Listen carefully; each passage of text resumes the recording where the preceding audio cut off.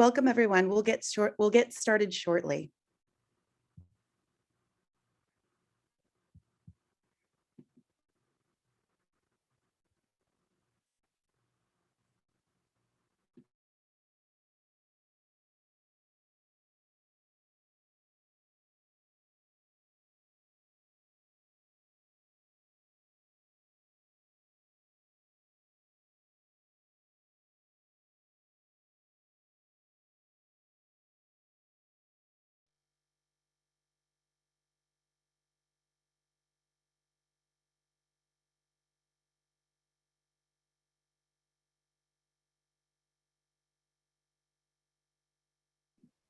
Welcome, everyone. We'll be getting started in just a few seconds.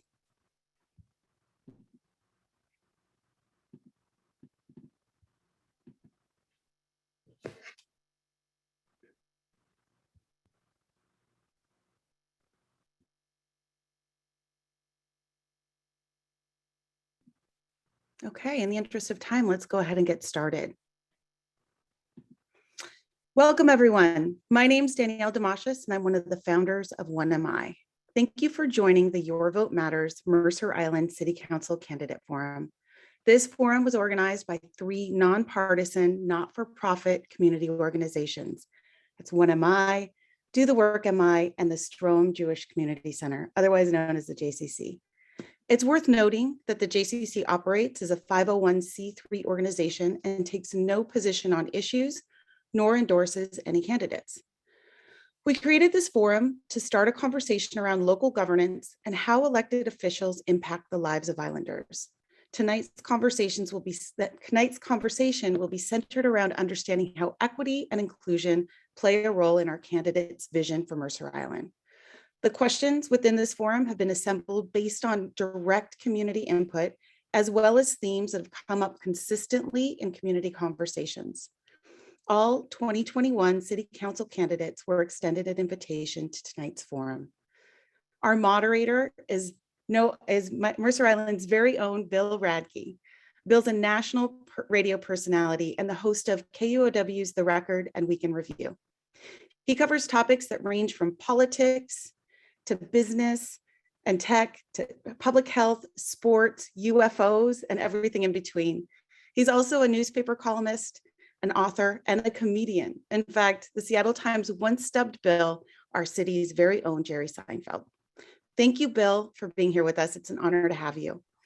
Before we get started, on behalf of 1MI, Do the Work MI, and the Stroum Jewish Community Center, I want to thank all of the candidates for their service to our community.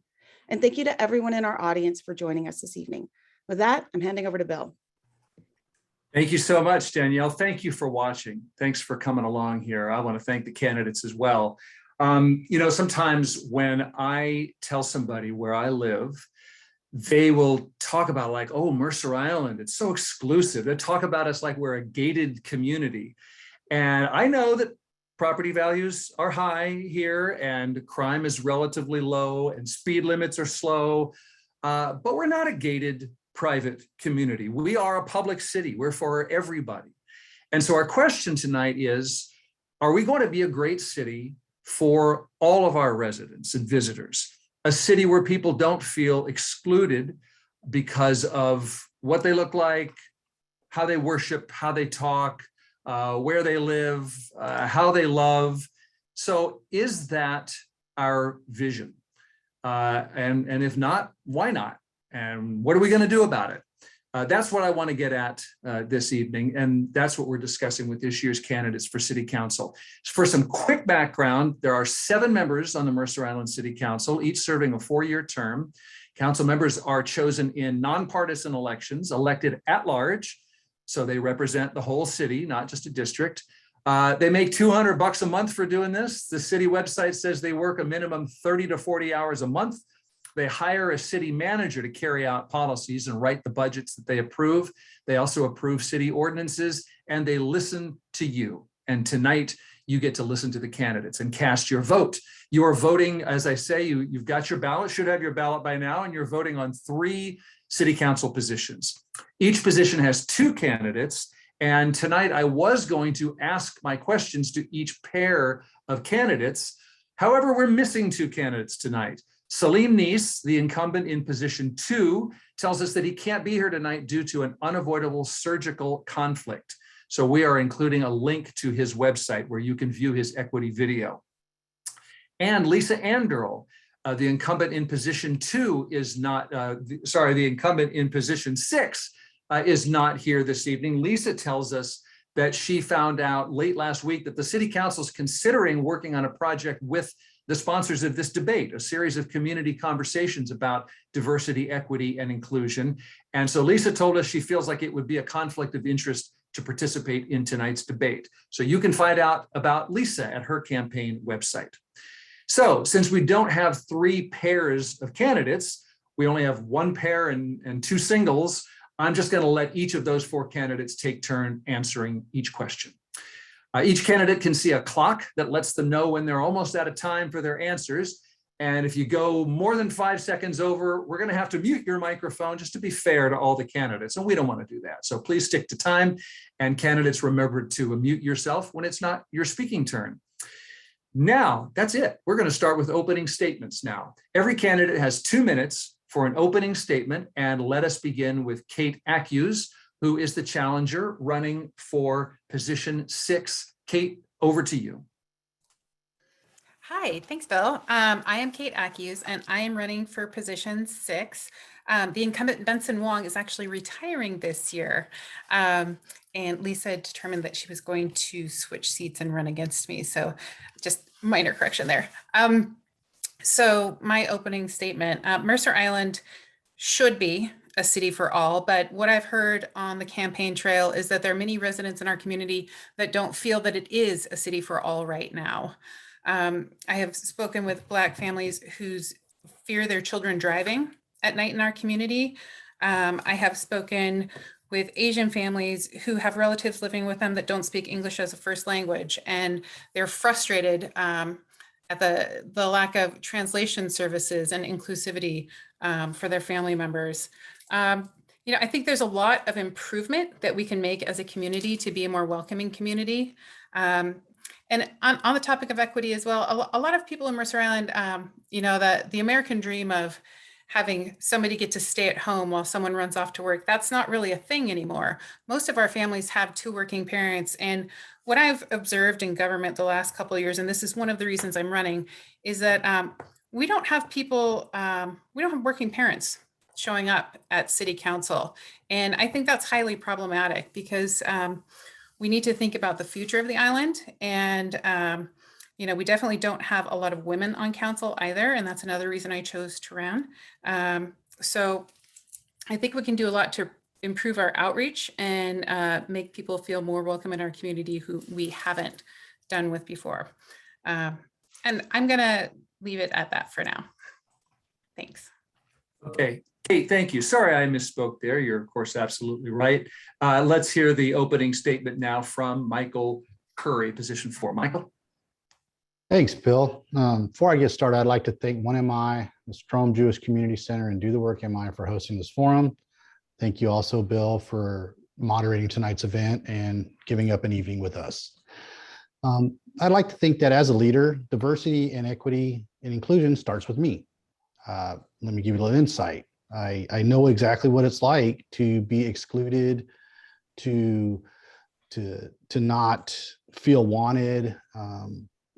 And that's a terrible feeling. And I can't imagine what it must be like as an adult to feel that. I mean, I think every day we work hard to try to overcome these things. And so as part of being a leader on city council, it's up to us to help build that inclusion in our community and to make sure everybody feels equal, like they have an equal voice and equal say in everything that we do, because they're as impacted as I am, regardless if I sit on the council or not. I'm still a private citizen. I'm just trying to do a little bit extra for the voices that I hear around me to get them heard as well. Obviously, I'm not the kind of guy you would meet. You talk to me on the phone. It's like, oh, Michael Curry. Okay, yeah, whatever. But then you meet me and I'm like this, this kind of balding half Asian guy. It was a little slight Southern drawl. So I don't come across on the phone like I do in person. So kind of throws people off, and then it's like the tone kind of changes a little bit. And, it's hurtful at best. And it's not what I want for me, and it's not what I want for my kids. My kids are, 75% Asian, 25% Caucasian. And sometimes it's an awkward conversation to explain to them why people act and say the things that they do. So being on city council is my opportunity to try to mitigate that as much as possible for all families on Mercer Island. Thank you very much.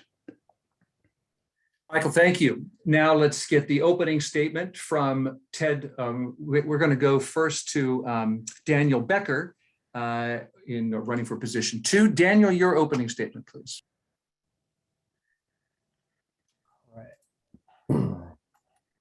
Thank you to all the organizers for having us today. These topics can be difficult to talk about, but they are so important, and I'm glad to have the opportunity to discuss them. We all have many identities that only truly define us in their entirety, but for me personally, 2 of those identities are that I am Jewish and I am gay.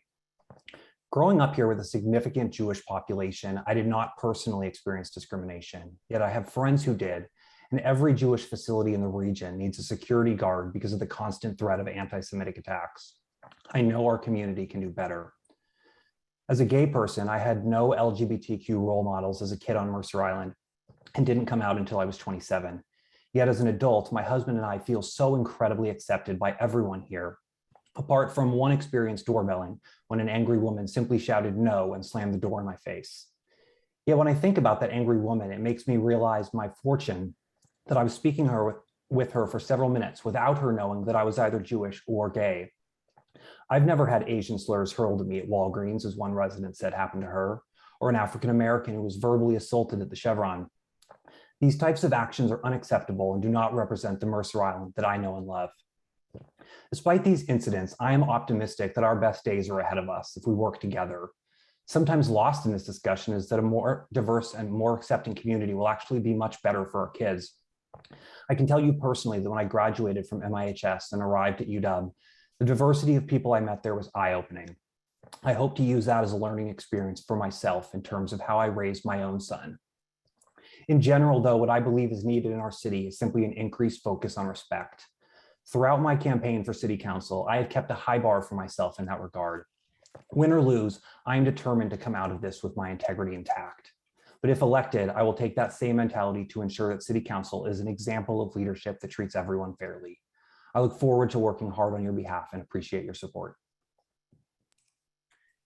Thank you for that. And finally, the last opening statement we're going to hear before questions is from Ted Weinberg. Ted.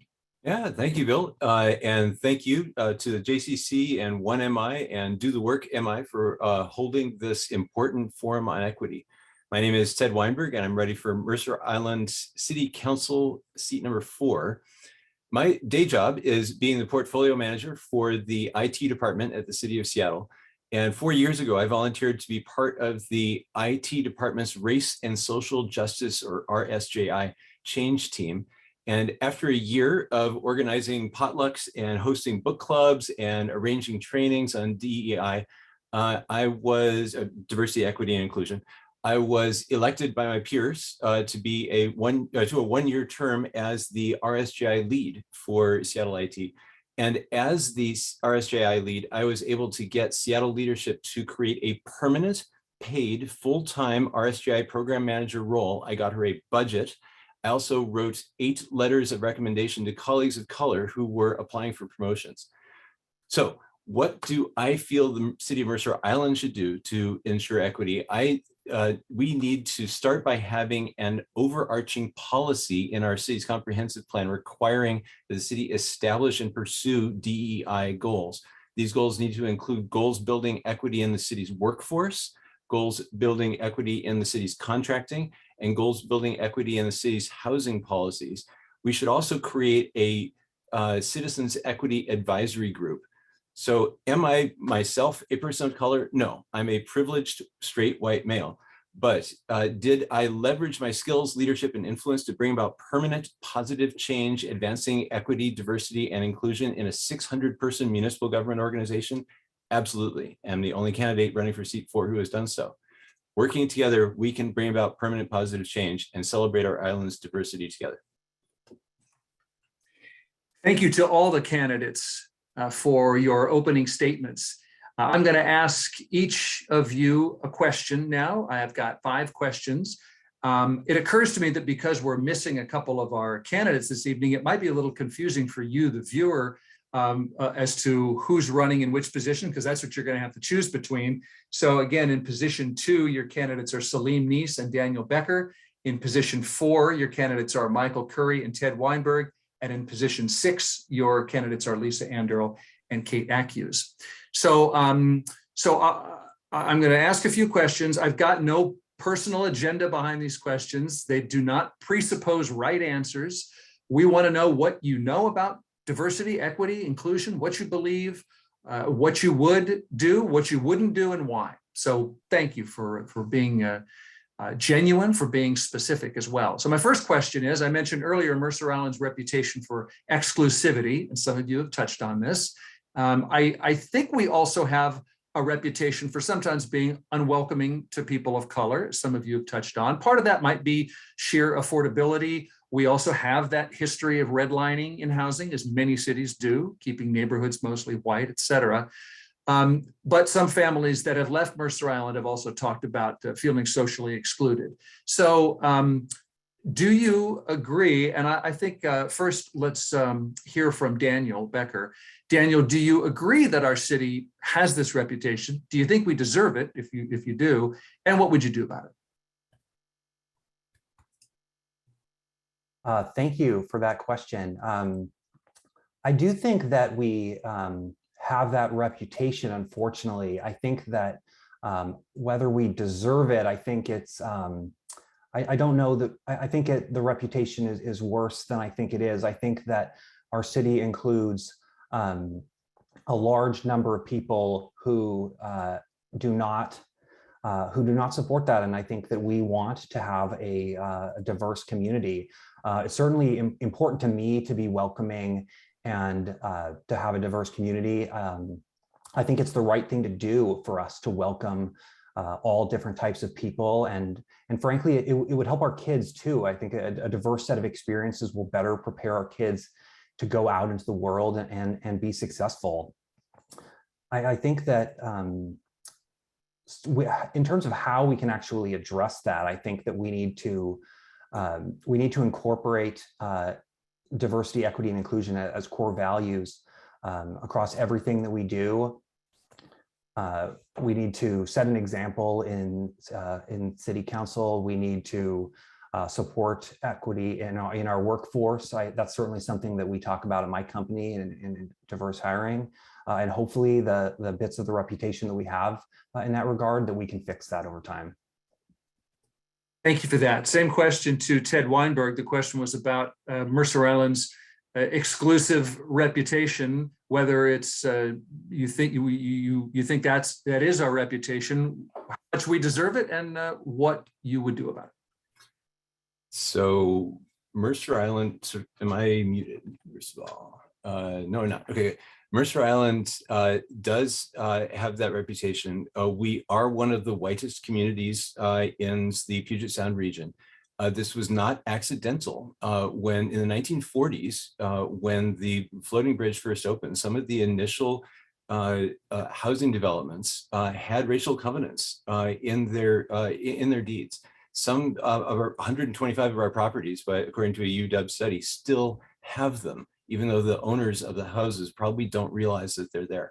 But that created an initial population that was mostly white, and it's kind of remains that way. People tend to move to areas that are where there are other people like them living there.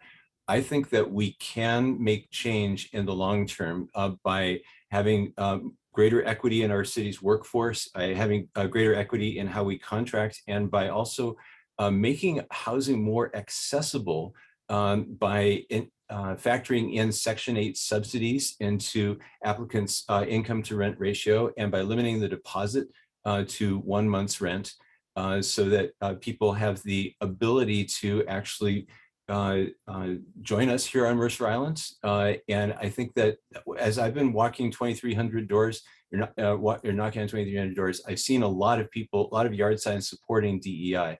It's one of our core values, and we should celebrate that. Thank you, Ted. Same question to Kate Acuse, talking about Mercer Island, the reputation, the truth, and what you would do about it. Reputation, I think that's definitely our reputation. In terms of truth, as a white person that grew up in the suburbs, I don't think it's my truth to share. I've interviewed a couple of people that have been willing to talk about diversity and inclusion, especially at the beginning of the campaign. I had Kelly John Lewis, who spoke. I was really moved by him speaking at the Mercer Island Youth and Family Services fundraiser last year. So I invited him over for lunch because I wanted to know, kind of behind some of the words he was saying, what does he think our city council should do? And for sure, I got the sentiment from him as he spoke at that event that this isn't a welcoming place for young Black students. And he's had, children in the high school use racial slurs around him, and to his face and in a high five. And, that's just really not okay. So I think one of the things that we need to do as a community is, get a little bit more woke. And I think the city can take a lead about that. We have a lot of kids in the suburbs listening to rap music that they maybe don't quite understand so much and repeating the lyrics and thinking it's cool. But it's not cool to just engage with music part of a culture, but not engage in the full culture and some of the parts that are less cool and less exciting, like getting paid less, especially women in the Black community. And then I've also heard stories, again, not my story to tell. I've heard stories from families when schools were shut down. I was pushing for schools to be reopened. And I heard from some of my Asian friends that, actually it's been kind of nice. My kids haven't had to deal with microaggressions every day. It kind of broke my heart, to think that my friends, we do have a relatively large Asian population, 20 to 25% in any given year. So it surprised me to hear that. What do I think we should do? I think that am I running out of time? I think that's time. I can't see the clock, but I think. I can't see the clock either, so I'm a little. Oh, okay. Okay, let's try to make sure all the candidates can see that clock. Thank you, Kate, and we'll have a chance to say more. I want to give Michael Curry a shot at the same question, talking about the reputation, the truth, the exclusivity, and actions, what you would do. Well, thank you, Bill. That's a great question. Exclusivity on Mercer Island is indeed a thing.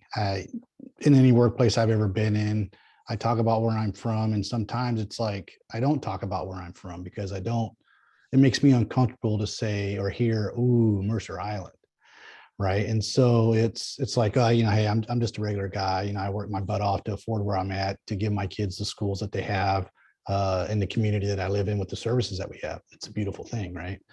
Not always easy, I will tell you that.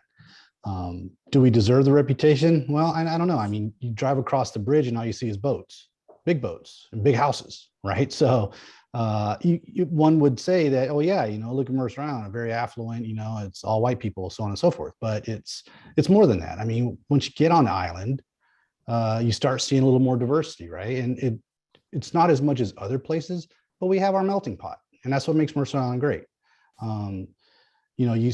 When my son started elementary school, when he was 5 or 6, I think there were like 2 Asian kids in the school at that time. He was one of them. So that's kind of a powerful message. And when he graduated, a lot of his class were Asian or Indian or some other ethnicity, which is a fantastic thing, right? So I think that, do we deserve the reputation? No, we don't. What can we do about it?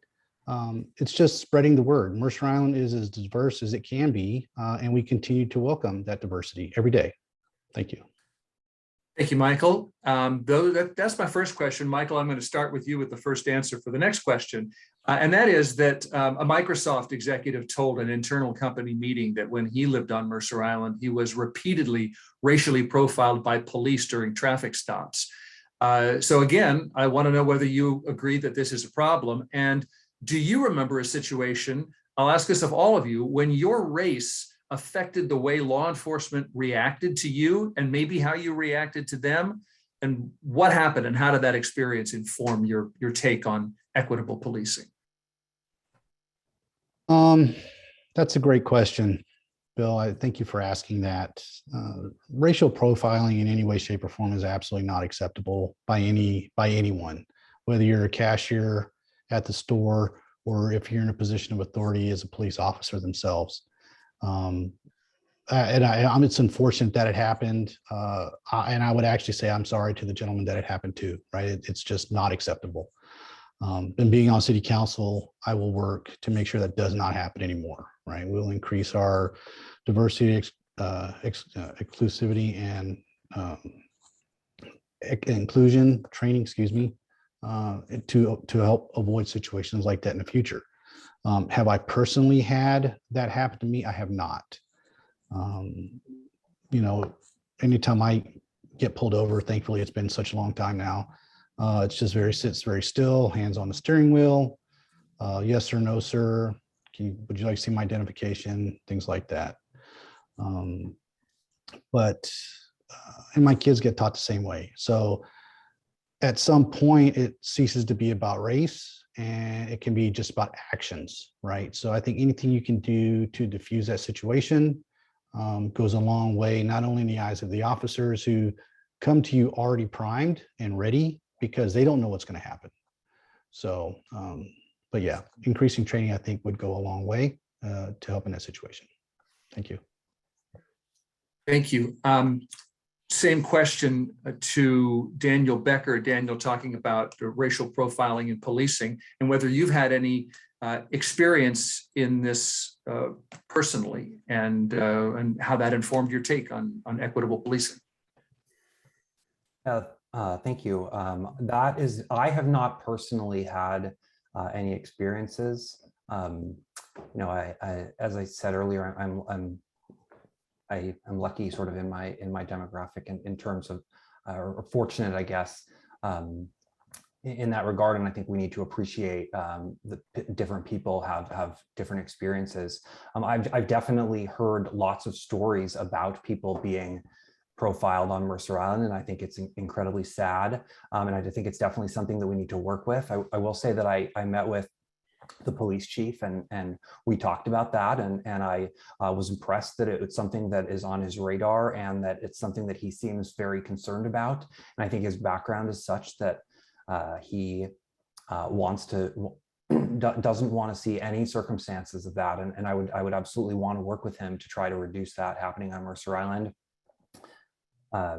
I do know that some of the recent hires in the police department have been more diverse hires, which I think is great. I think that no matter who the police officer is, their expectation should be to not do racial profiling. Obviously, that should be the case for everyone, and I think that additional training is always helpful for anyone in the city government and our residents at large. Thank you, Daniel. Kate Acuse, your take on racial profiling in policing on the island and any personal experience? My personal experience is more through family. My children's father is from Turkey, and he has experienced that quite a bit in the Pacific Northwest. He's told me it's much worse when he's traveling and working in the Southeast and Arizona and places like that. So I guess I can say we're not as bad. But he's experienced it here, and I have a lot of Black friends, more so in Seattle than Mercer Island, who've had experiences as young children, and colleagues have told me horrifying stories of experiences in Philadelphia and other places that had some really bad policing. I do think Chief Holmes does make a concerted effort, and I think he should be supported in that. And I like Ted's idea of the, citywide broad policy. It's interesting hearing Michael Curry's story. I don't ever feel like I have to put my hands on the steering wheel. So I think I have experienced racial bias policing in that I'm not afraid. I make jokes with police officers. I think I have a freedom there that some other people may not have that come from a different demographic than me. And that's a privilege, that's a gift, to be able to be that free. What can we do? I think that we need to maybe normalize having different skin color in Mercer Island. Our city staff is incredibly white. Our teaching staff is incredibly white. It does not reflect the diversity of our community. So I think we definitely need to look at both some procurement and hiring practices at the city level. Kate, thank you. And finally, that question to Ted Weinberg. Ted, what are your thoughts? So I walk the world in the skin of a privileged white straight male.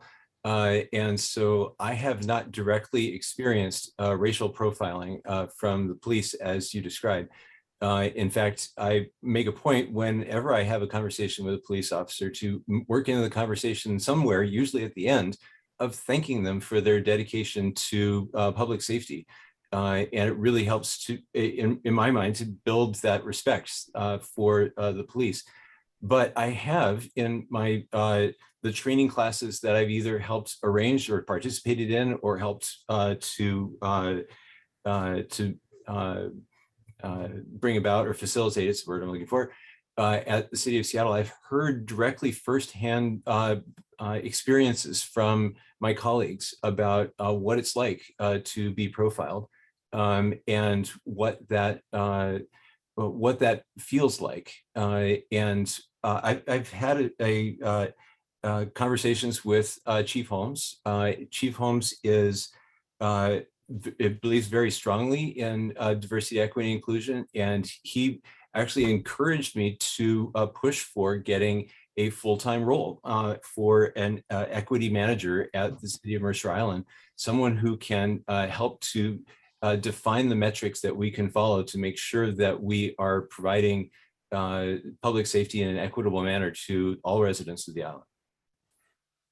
Thank you. And Ted, the next question will go right back to you. Again, for those just joining us, candidates for Mercer Island City Council, there are 3 elections happening. In position 2, Salim Neese, who's not with us tonight, and versus Daniel Becker. In position 4, your candidates are Michael Curry and Ted Weinberg. And in position 6, Lisa Anderl, who's not with us tonight, and Kate Acuse, who is here. So first of all, one way to know whether our city is being equitable, let's start with policing, would be body cameras, so that we know how our police interactions with the public are going. The city council decided not to buy body cameras, so they had some arguments against them. So I'd like to know whether you agree with that body camera decision or not. And then beyond policing, if that's not your idea of good accountability, what is another way to make sure our city is fair and inclusive? You've brought up some. You can decide whether to repeat or discuss something new, but whether it be in policing or permitting, social services, et cetera, any other ideas you want to surface? So first of all, body camera decision, and then another idea. Sure. So we have in my day job, I work at the city of Seattle, and we do have body worn video, or BWV as we call it in the IT departments. It's a large system. It requires a lot of storage, and it is expensive to acquire and create and get working, and then to maintain over time.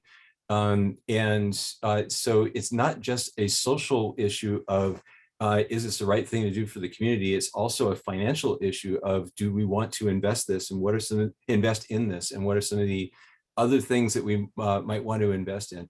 I am a strong proponent of body worn video. I think we should have it here on Mercer Island. I think that it brings about the best in all of us when we know that it's being recorded, both from the officers themselves and from the people they're talking to, knowing that this is on the record. I think that we should look into how can we do that, right? How much money do we need to actually save up to do that? Where are we going to get those funds? What are the trade-offs to do that? But I think that it's a great idea. It would take a lot of work, but we can do that. Some other ideas about what we can do to improve in policing is to make sure that we don't always respond to every call with a uniformed officer with a firearm. There are sometimes when the right person to send is a counselor, or is someone from Congregations for the Homeless, or from Sophie's Way, or from another, or to find contact if you know the person, because we're a 25,000 person community, we might know the person, be able to contact their family. We need to find a way to be more compassionate in our policing. Okay, thank you, Ted. Same question to Kate Acuse. Part one, body cameras. What did you think of the city council not doing that? And then any other thing you want to talk about regarding accountability in city services in general? Sure thing. Yeah, I understood that that was a very expensive proposal. And given our budget cuts, the timing wasn't right. I do think body cameras are a good idea, both to protect community members and have an accountability standard, but also I do work with police officers regularly, and some of them have told me they actually like it because they are under so much scrutiny and they've got cell phones pointing at them all the time. And the body camera allows them to show a view of what they're experiencing. It's their, face-to-face view of, because often, they are in these situations. We pay them to go into these situations that are potentially dangerous.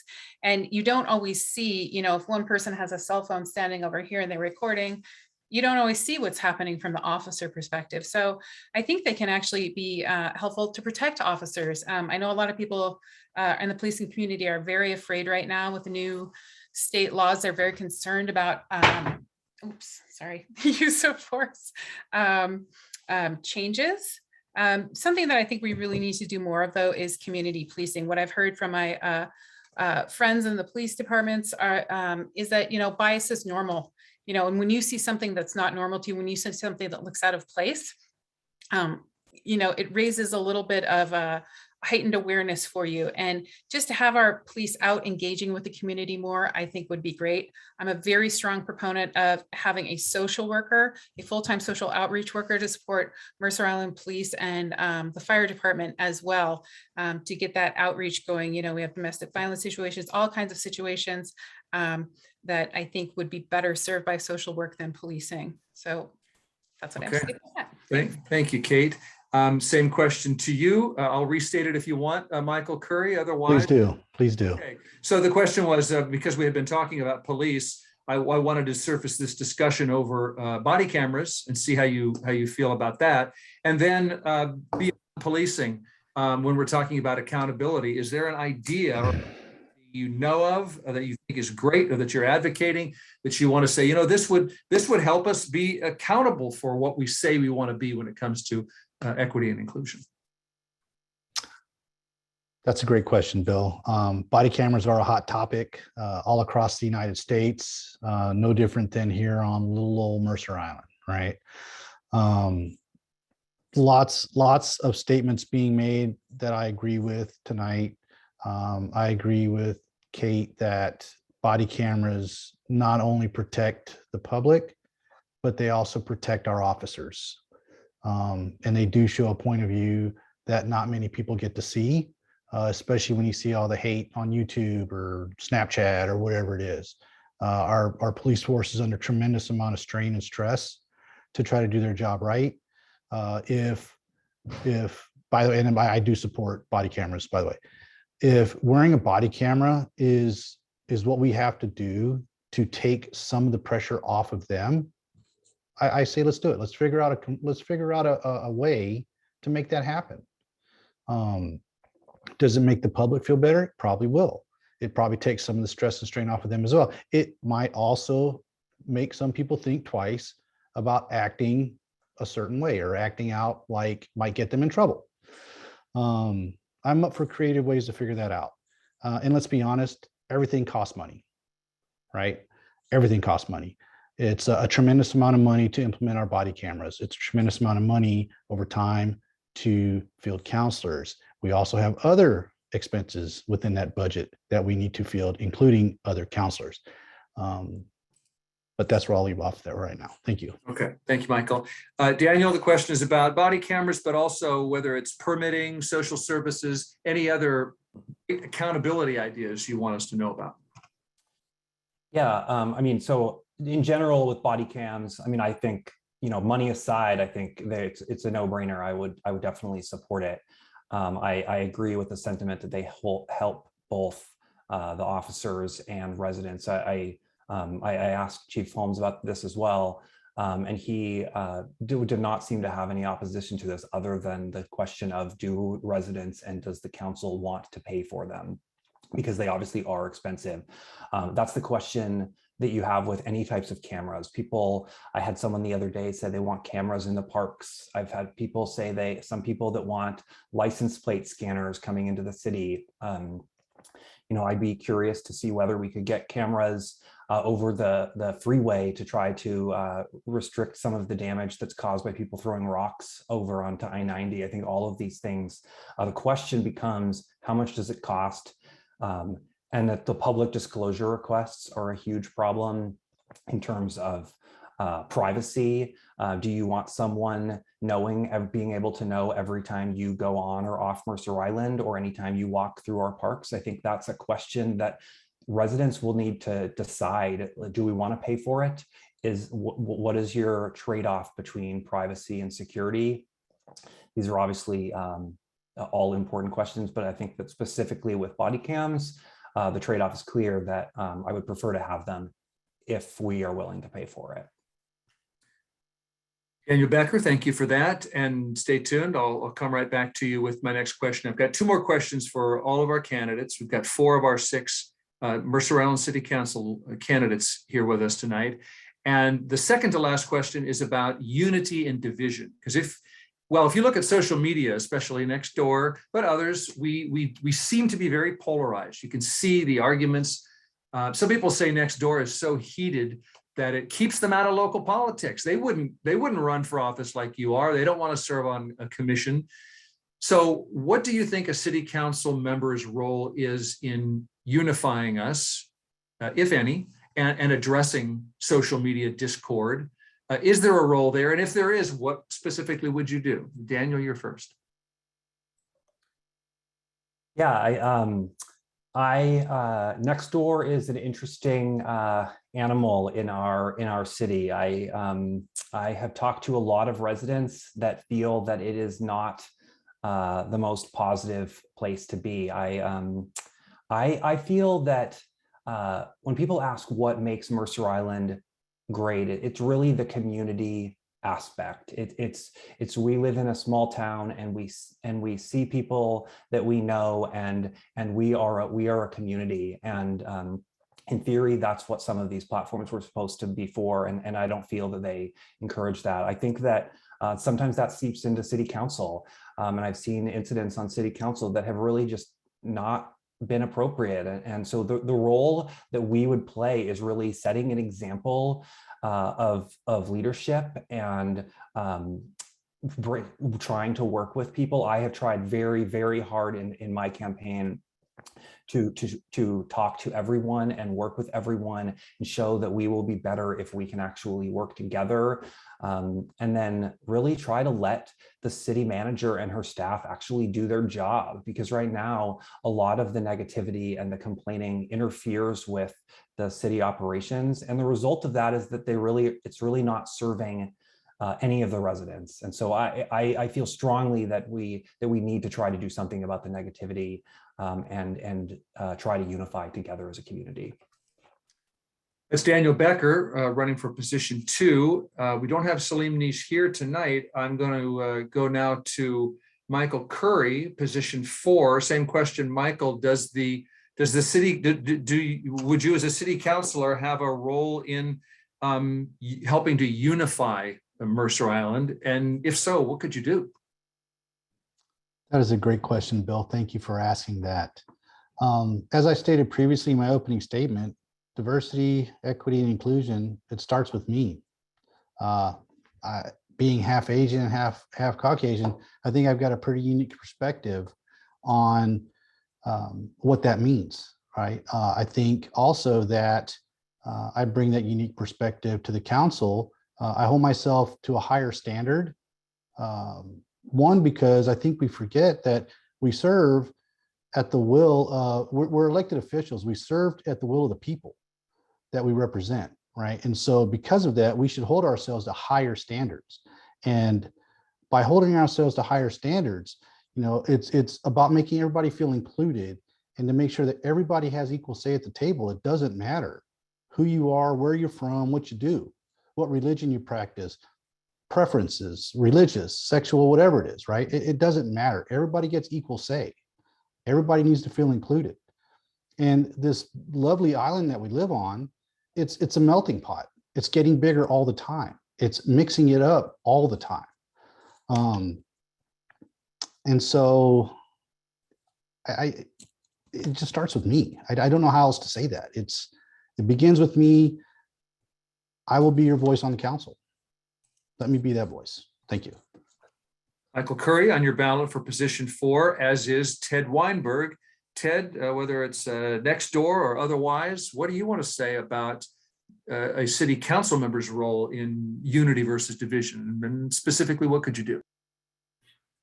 Well, on the topic of civil civic discourse, we definitely need to figure out, as not just an island or as a region, but as a world, how we're going to deal with the impersonal nature of social media. It's been there for over a decade now, but we're still adjusting to the aspects of it.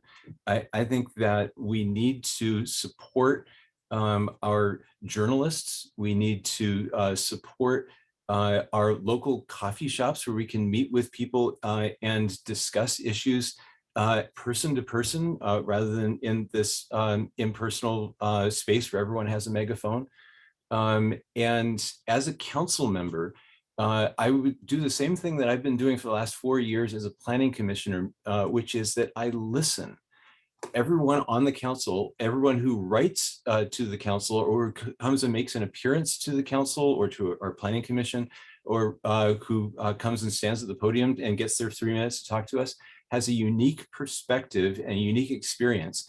And it's by piecing those different perspectives together, along with verifiable facts and doing some research as well, that we can build a broader picture on each issue, and then look for common ground between myself and the opinion of others on the council, and show a good example, essentially, of how we can have civil civic discourse on the island.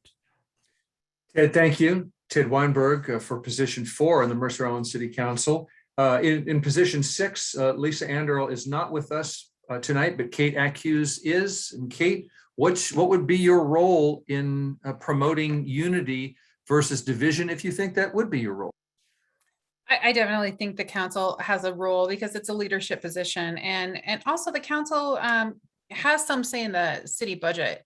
I think there's been some cuts to the budget that have not been good for the community, like summer celebration.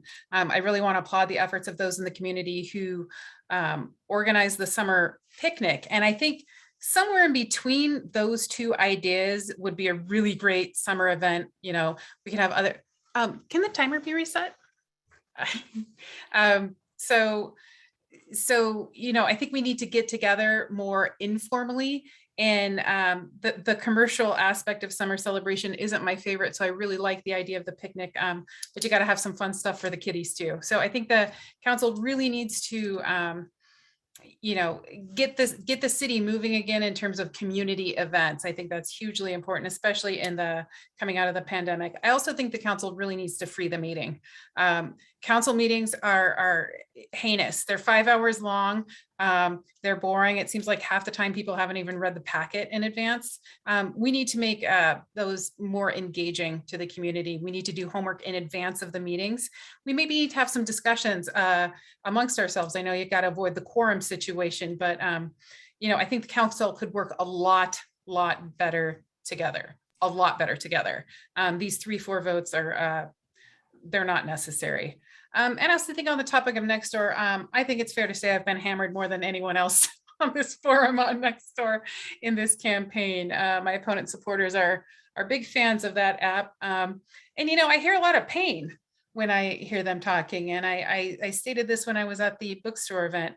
You know, there's something behind that. There's a pain, there's a mistrust. I think the only way we can get through that is, you know, once you get on council, actually being a good balanced listener. That's my job. I'm a capital project manager. I have to listen to many facets of an argument. And I think I'm fair in that. And I think the council could do a better job of that. Thank you for that. I think, unless I messed up, I think I got all 4 of you to answer that last question. Tell me if I'm wrong. which brings me to my final question. As has been my pattern, I ended with Kate. I'll begin with Kate. And the question is, Mercer Island is changing. Our downtown has been adding housing. Light rail will soon connect us to Seattle and Bellevue. Our county is asking suburban cities to help handle growth. So let's talk change. How will this change affect Mercer Island's diversity and our inclusiveness? Okay. Thanks, Bill. Growth is not something, regional growth is not something that Mercer Island can stop. And I think our councils had their head in the sand a little bit on that topic, the town center moratorium, the building moratorium that's been going on and on.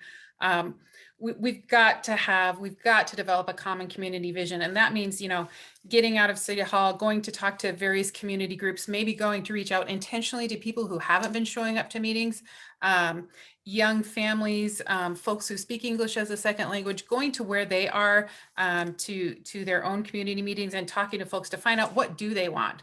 Because I don't think the city council knows right now what the people in our community want. So I think we need to get out of City Hall a little bit and talk to people. Again, that community policing, I love the idea of having the police substation at the Tully's building. It would be great if that was actually a community center. I used to live in Seattle. They used to have these little neighborhood centers where people could pop in and get information about the cities. It'd be so awesome to have just a little mini city hub there, along with that police substation. Just to connect people with the city. I think we should really be offering internships to young people at the high school level. We've got a hugely diverse student population, and it's much more diverse than the older adult population. So I think the city could offer internships to connect with families in a different way. So a lot of things we could do. And housing diversity, sorry. Thank you, Kate. Ted Weinberg is next. We're talking about change and how is this change going to affect the equity and the inclusiveness on this island? So there was a law passed back in 1990 called the Growth Management Act, or GMA, which is still very much in force today. And every city meeting certain criteria in terms of in terms of size and location receives a quota of dwelling units that we need to enable with our housing. And later on, they added also a jobs requirement to that. And in 2021, we tried to also add in miles driven so that we can actually start having some reduction of carbon footprint as the growth happens as well. Didn't quite get in there yet, but hopefully that's coming. And we need to keep in mind that enabling the creation of dwelling units through zoning does not immediately result in the construction of those dwelling units. We're getting a lot of credit for potential future dwelling units that are just airspace over the one-story buildings in town center. It's ultimately up to the property owner, following our zoning and building codes, whether or not to fill that airspace. And for many years, the Puget Sound Regional Council was the governing body which defined Mercer Island's quotas. And 2 years ago, they created a subcommittee called the High Capacity Transit Group, which has 34 communities, including Mercer Island, who are all the communities that are about to receive more rail service. So we are in that group, and we can trade off the growth with that group, so we can actually have some influence on that. It is going to require us to we're going to have more diversity. That is a good thing, and we should welcome that. Same question to Daniel Becker. The question, there are a lot of effects of growth. Tonight, we want to know, how do you think this change is going to affect diversity, equity, and inclusion on Mercer Island? Yeah, so I mean, I think growth will obviously impact that. I think what's going to impact diversity and inclusion even more is simply the modernization of society. I think you've seen various movements that have supported all sorts of people who weren't necessarily supported in the past, and I think that's causing even more of an impact. Growth in some ways is problematic because it's making the housing on Mercer Island even more expensive with the growth of our region. I certainly would like to see housing that could be affordable for, seniors to downsize, or for our kids to be able to move back, who can't afford a $2 million or more house on Mercer Island. I think that I'd like to see us support organizations like Arch, which is a regional coalition for housing that supports units throughout the region. Our council recently cut funding for that. They provide funding for housing, for mental health services, a limited amount of homeless shelters. I think that it is our responsibility to try to support that in the region. Generally speaking, I think Mercer Island is a tough place for some of that housing, but we definitely need to try to do our part where we can. Finally, Michael Curry, same question about diversity, equity, and inclusion on a changing Mercer Island, talking about the changes now. Thanks, Bill. That's a great question. Lots of great input from the rest of the panel tonight. Let's just be honest here. Once light rail starts rolling, if we don't anticipate and start building out a robust retail core, we will likely miss out on a lot of money, millions of dollars potentially. So we need to make sure that in our expansion and our growth, we need to account for a solid retail core, and we need to address that. I think that we should be able to address small businesses. I'd love to see more ethnic-based restaurants on Mercer Island, right? I mean, we've got Subway, we've got McDonald's. I would love to see another Hans Garden on the island if folks remember that. Fantastic food, right? I'd like to see just more diversity when it comes to those eating. Part of the affordable housing is we have fantastic services. We have great schools that rank in the top 10 or 20 nationally. People want to come to Mercer Island, but with that, we have a lack of available land resources available to do any type of large scale building. Town center has often been targeted as a place to build multi-level apartment complexes. Again, I don't necessarily support that. I'd like to see a stronger retail core there as our growth starts happening that way, and encourage entrepreneurship downtown. So thank you. Thank you, Michael. Those are my questions for this evening. Thank you to all of you for reflecting on them, answering them. And finally, this is back to you for your last chance on the topic of diversity, equity, and inclusion. What closing remarks would you like to leave us with? Ted Weinberg is first up. Ted, what do you want to leave us with tonight? Well, when it comes to the topic of diversity, equity, and inclusion, voters in this election have a clear choice in the race for Mercer Island City Council seat number 4. Both candidates are male. Both of us are in our early 50s, and we both have 30 years of experience in the information technology industry, and we are both committed to civil civic discourse. But there are similarities in it. Only one of us grew up here. Only one of us has experience in municipal government, both as a city employee and on a governance body. Only one of us has implemented diversity, equity, and inclusion policies in a 600-person municipal government organization. And only one of us has a detailed approach that's ready for the Mercer Island City Council to work on. I can bring about permanent positive change in the area of diversity, equity, and inclusion, and I greatly appreciate your vote. It's Ted Weinberg running for position 4, and that opponent. Let's go to Michael. Michael, what would you like to leave us with as far as closing remarks, position 4? Thanks, Bill. Again, thank you tonight for hosting. Thank you for all the panelists for a very engaging evening. Actually, I loved hearing all of your input. Very enlightening. Like Ted had mentioned, we're both male, and Ted has X years in city government. But what Ted clearly misstated was that I do have a plan, and my plan would be to have a clearly defined DEI mission statement for Mercer Island City Government. What does that mean exactly? Let's work with the city managers. Let's work with our teams and all the separate planning or all the separate departments to make that happen. They need to be involved. They need to be able to implement that plan because they need to have a voice in that plan. They need to have skin in that game. We need to be able to review our city policies. We need to make sure that those policies reflect how we want Mercer Island to be, not necessarily as we currently are. We need to have measurable results. We need to be able to post those results with pride to our island to show them we're making positive changes and positive results based on the island's input on how we should be doing our work and how we should be reaching out with a diversity, equity, and inclusion plan. And then most importantly, I think, is creating DEI champions within Mercer Island city government. It's not enough for the council or the city manager to say, hey, here's what we're going to do. We need to create these champions within the departments in order to help lead that effort. And they can take that effort forward as well. Thank you. You just heard from Michael Curry and Ted Weinberg. That's your choice when it comes to position 4, Mercer Island City Council on your ballot. Now let's go to Daniel Becker for closing remarks. In position 2, Salim Neese is not with us, but Daniel Becker is. And Daniel, what would you like to close us out with?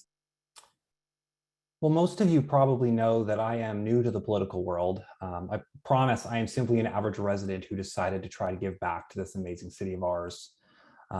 As a kid, I went to school at the JCC, Sunnybeam, Island Park, Lake Ridge, IMS, MIHS, and then UW. I grew up at the very south end of Island Crestway, past the dead end sign. Now I live in the First Hill neighborhood in the northwest part of the island. I walk my dog every morning around First Hill, rain or shine, and sometimes my son comes along in a stroller. My parents live a couple blocks away and like watching their grandson on the weekends. I still prefer going to the South End QFC because it's so much quieter, and I enjoy going to the farmers market in the summer and our many parks year round. If you start looking out for me, I'm confident you'll see me around town. I bring this up because some people seem to think that elected officials are some unknown entity. The thing is, they're just like you. If you ever have a question, my contact info is on my website. It goes directly to me because I don't have campaign staff. My only ask is that you please be respectful. There is so much negativity in this world, and what makes Mercer Island special is the community feeling we get in a small town. My goal is to strengthen that sense of community, treat everyone with respect, and do my part to improve the quality of life for all islanders. As this campaign season approaches a conclusion, I just want to say thank you to all of you for your support and your positive thoughts. I look forward to working hard on your behalf on City Council. Thank you. Thank you, Daniel. Finally, in position 6, again, if you're just joining us, we don't have Lisa Anderl this evening. We do have Kate Acuse on your ballot for position 6. And Kate, what would you like to say in closing? In closing, I'd like to say that, we didn't used to have the bridges. Mercer Island, the center of it anyway, used to be a middle-class community. There are thousands of retired Boeing workers living on Mercer Island. And now today, if you work for Boeing, you're lucky if you can buy a house in Kent. So yeah, we have changed quite a lot. I wanted to note, I don't think we really talked about this much earlier, but for the middle class, handing down wealth, that's been all about home ownership, and that opportunity was denied to people of color, in some communities to Jewish people as well. And how do you make something like that right? It's not possible. But what we can do is we can do our best to make sure that there is opportunity for future generations, and that we can have a diversity in our future generations on this island. And I think housing is just one of the key issues. I think we need to be having public-private partnerships. Amazon put up $2 billion in partnership money, and Bellevue took advantage of that. They've got, I think, 6 projects going in Bellevue. Mercer Island should be taking advantage of that. It doesn't have to all be off the tax rolls. We need more condos available, because that's a way for younger generations to buy in. If they can't get a $2 million house, maybe they get a $500,000 condo that's been subsidized by a little corporate cash. I think there's a lot we can do. We can do better. Thanks so much. And thank you for hosting. I didn't say that earlier. Sorry. Thank you all. Again, to recap, because your ballot should be in your hot little hands by now. You've got position 2, Salim Neese and Daniel Becker. Position 4, Michael Curry and Ted Weinberg. Position 6, Lisa Anderl and Kate Acuse. I described earlier, Salim Neese told us that because of an unavoidable surgical conflict, he couldn't be with us. And Lisa Anderl told us about finding out that the city is considering working as a partner with the sponsors of this event on diversity, equity, and inclusion. And so Lisa didn't think it was appropriate, thought it could be a conflict of interest to be here on this panel tonight. So those are your candidates. You've been listening to candidates for 3 positions, and the rest is up to you. I want to thank you, candidates, for joining us tonight. I really appreciate your public service. I really appreciate your time. All of us do, I think. And finally, viewers, voters, take what you've heard, take what you've gathered elsewhere, take what you know, fill out your ballot, mail it in or drop it off. Your deadline is November 2nd. And then after that, participate in city government. The city council meets first and third Tuesday of every month. It's happening over Zoom now, and you're welcome to speak at those meetings. Just sign up with the city clerk. So carry on. And thank you. Thank you, Danielle. Thank you to the sponsors. And thank you so much for watching.